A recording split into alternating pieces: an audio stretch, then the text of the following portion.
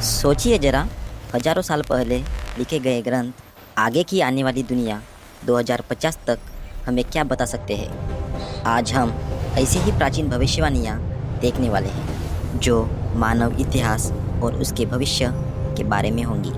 इनमें से कुछ भविष्यवाणियाँ आज के समय पर सही साबित हो रही है। तो चलिए वीडियो शुरू करते क्या हैं। 2050 आते आते हमारी दुनिया पूरी तरह से बदल जाएगी? देखिए, ये सवाल सिर्फ कोई अटकलबाजी नहीं है। ये उन प्राचीन ग्रंथों से निकला एक पावरफुल सवाल है जो हमें आने वाले दशकों में अपने रास्ते के बारे में सोचने पर मजबूर करता है। तो चलिए इसमें थोड़ा और गहरे उतरते हैं। इन भविष्यवाणियों का जो पहला हिस्सा है ना, वो किसी बाहरी ताकत के बारे में नहीं है, बल्कि वो हमारे अंदर होने वाले बदलावों पर फोकस करता है। मतलब इंसान और समाज के भीतर क्या बदलेगा। इन बदलावों को ठीक से समझने के लिए हमें कलयुग के कॉन्सेप्ट को समझना होगा। प्राचीन ग्रंथों के हिसाब से ये वही युग है जिसमें हम अभी जी रहे हैं। एक ऐसा समय जिसे आध्यात्मिक गिरावट, लड़ाई झगड़े और भौतिकवाद से पहचाना जाता है। कुछ जाना पहचाना लग रहा है ना? यहाँ पर एक बहुत ही गहरे असंतुलन की बात हो रही है। भविष्यवाणी ये है कि धर्म यानी सही गलत की समझ, हमारी नैतिक जिम्मेदारियां, वो तो कम होता जाएगा और उसकी जगह स्वार्थ मतलब सिर्फ अपने फायदे की सोचना समाज पर हावी हो जाएगा। ये एक ऐसा बदलाव है जिसके असर शायद हम आज अपने आसपास देख भी रहे हैं। तो सवाल ये है कि आखिर ये बदलाव होता कैसे है? ग्रंथों के मुताबिक ये कोई एक दिन में नहीं होता। ये एक धीमी प्रक्रिया है। इसकी शुरुआत होती है आध्यात्मिकता से दूरी बनाने से, फिर धीरे धीरे भौतिकवाद बढ़ता जाता है और आखिर में जिंदगी का मकसद बस चीजों को पाने की एक कभी न खत्म होने वाली दौड़ बनकर रह जाता है। अब जो बदलाव हमारे अंदर हो रहे हैं उनका असर बाहर की दुनिया पर भी तो पड़ेगा, है ना?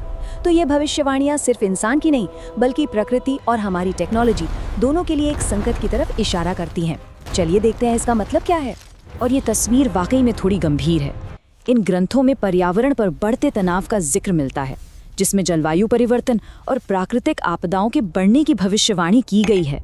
और टेक्नोलॉजी, इस बारे में तो ग्रंथों में जो लिखा है वो सुनकर शायद थोड़ी हैरानी हो।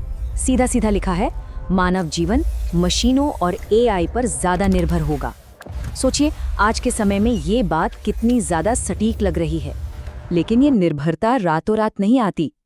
ग्रंथों में इसकी भी एक पूरी प्रक्रिया बताई गई है।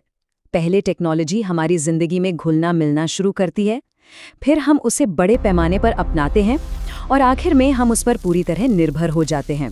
सोचिए हम इस रास्ते पर अभी कहाँ खड़े हैं।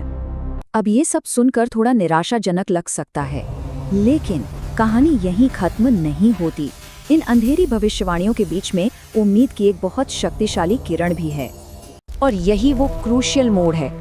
ग्रंथ सिर्फ समस्याएं बताकर नहीं छोड़ देते, वो समाधान भी देते हैं। ये साफ साफ कहते हैं कि चाहे कितना भी मुश्किल समय क्यों ना आ जाए, धर्म और सत्य का रास्ता ही इंसानियत को बचा सकता है। तो ये रास्ता है क्या आखिर? ये असल में 3 मजबूत पिलर्स पर टिका है। पहला, धर्म की ओर लौटना यानी सही काम करना। दूसरा, सत्य पर टिके रहना चाहे वो कितना भी मुश्किल क्यों ना हो। और तीसरा, अपने स्वार्थ से ऊपर उठकर किसी बड़े मकसद के लिए जीना। तो ये सारी भविष्यवाणियां हमें लाकर कहाँ खड़ा करती हैं? ये हमें एक ऐसे चौराहे पर लाकर खड़ा करती हैं जहां से आगे का रास्ता इस बात पर निर्भर करेगा कि हम कौन से विकल्प चुनते हैं। ये स्लाइड आप कह सकते हैं पूरी बात का सार है। एक तरफ वो रास्ता है जिसकी भविष्यवाणी की गई है गिरावट और संकट का, और दूसरी तरफ एक और रास्ता सुझाया गया है धर्म और सत्य का। और चुनाव हमें ही करना है। और आखिर में ये सब हमें बहुत ही भारी सवाल पर लाकर खड़ा कर देता है। क्या भविष्य पहले से ही लिखा हुआ है? क्या इसे लिखने वाले हम खुद हैं? क्या ये भविष्यवाणियाँ हमारी किस्मत है या एक चेतावनी? ये वो सवाल है जिस पर हम सभी को सोचना चाहिए।